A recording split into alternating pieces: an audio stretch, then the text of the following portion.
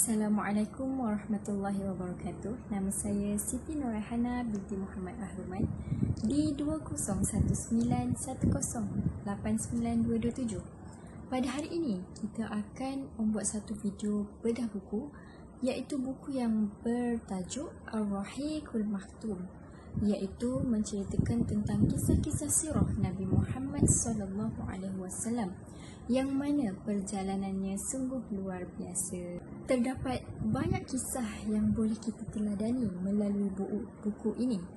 Antaranya di dalam buku ini menceritakan tentang latar belakang tanah Arab, nasab dan keluarga Nabi SAW, 40 tahun sebelum dilantik menjadi Rasul, 13 tahun berdakwah di Mekah. Seterusnya, buku ini juga menceritakan tentang 10 tahun berdakwah di Madinah, peristiwa Isra' dan Mi'raj, kisah perang dan pengorbanan, surat kepada pemerintahan dunia serta kewafatan Rasulullah SAW dan akhlak iaitu peribadi baginda. Di dalam tata cara kehidupan Nabi SAW terdapat pelbagai teladan yang baik, sama ada di dalam politik, hukum, ekonomi, harta, masyarakat, hubungan kemanusiaan, etika-etika akhlak serta hubungan kenegaraan.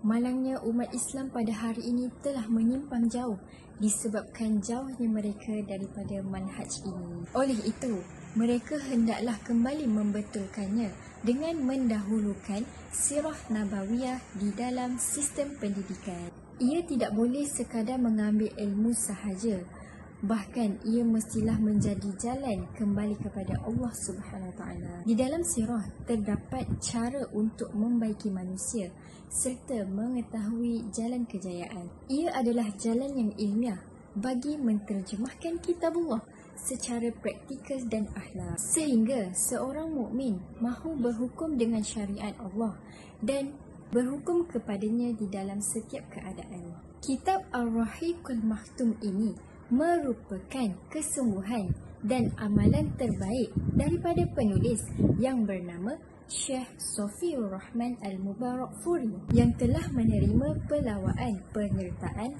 oleh Kesatuan Alam Islami di dalam pertandingan penulisan Sirah Nabawiyah yang dianjurkan pada tahun 1396 Hijrah. Kajian Syekh Sofiur Rahman Al-Mubarakfuri terhasil di dalam kitab Ar-Rahiqul Maktum ini terhadap sirah Nabi SAW. Kajian dibuat secara terperinci, bermula dari latar belakang masyarakat Arab, keturunan baginda, hinggalah sampai wafatnya baginda SAW. Ia dikisahkan mengikut kronologi dan diriwayatkan mengikut sumber-sumber yang dipercayai. Bagi edisi buku ini, terdapat beberapa kemaskini yang dibuat oleh penulis sebelum beliau meninggal dunia. Kajian ini telah dinobatkan sebagai kajian terbaik penulisan sirah Nabi Muhammad SAW pada tahun 1979. Ia telah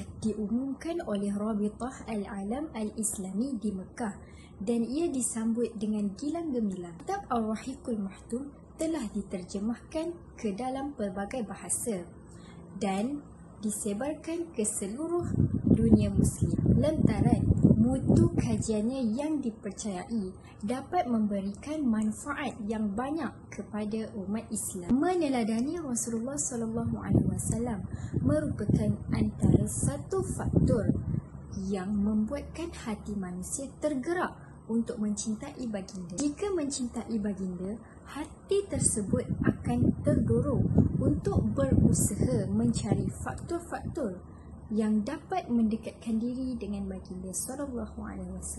Lalu, sejak dari fajar Islam menyingsing, umat Islam berlumba-lumba menonjolkan keindahan Islam dan menyebarkan sirah Nabi SAW yang mengharumkan dunia. Sirah Rasulullah SAW merangkumi perbuatan, perkataan dan akhlak baginda yang mulia. Allah berfirman di dalam surah Ali Imran ayat 31 yang berbunyi, Bismillahirrahmanirrahim.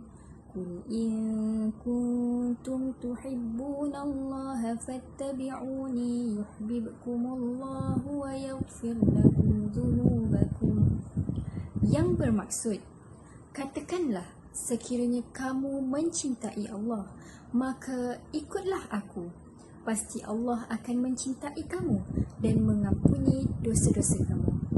Di Malaysia, pengajian kitab Ar-Rahiqul Maktum ini seringkali mendapat perhatian disebabkan oleh para ustaz dan ustazah yang pulang dari Timur Tengah gemar menjadikan kitab ini sebagai rujukan. Hal ini demikian kerana kualiti penjelasan buku ini memudahkan pembacaan dan pengajaran di kelas-kelas umum dan khusus. Sebelum ini, penerbitan bagi versi 1976 telah tersebar secara meluas. Namun, belum ada terjemahan bagi edisi terkini sehinggalah buku ini diterbitkan. Usaha penterjemahan bagi edisi terkini sangatlah diperlukan kerana penulis telah membuat pelbagai perubahan, termasuklah perubahan fakta seperti nama tokoh dan tarikh kejadian, perubahan kenyataan dan perubahan kaedah penulisan. Seterusnya,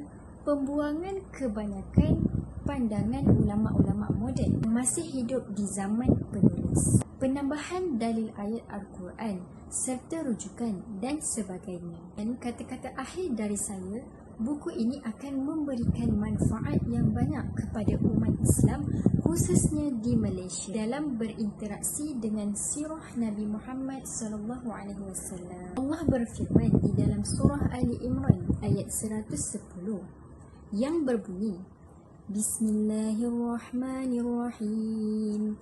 Kuntum khaira ummatin ukhrijat linnasi ta'muruna bil ma'rufi wa tanhauna 'anil munkari wa tu'minuna billah. Yang bermaksud, kamu wahai umat Muhammad adalah sebaik-baik umat yang dilahirkan bagi faedah umat manusia, kerana kamu menyuruh berbuat segala perkara yang baik dan melarang daripada segala perkara yang salah, iaitu buruk dan keji. Serta kamu pula beriman kepada Allah dengan sebenar-benar iman. Sekian daripada saya. Assalamualaikum warahmatullahi wabarakatuh.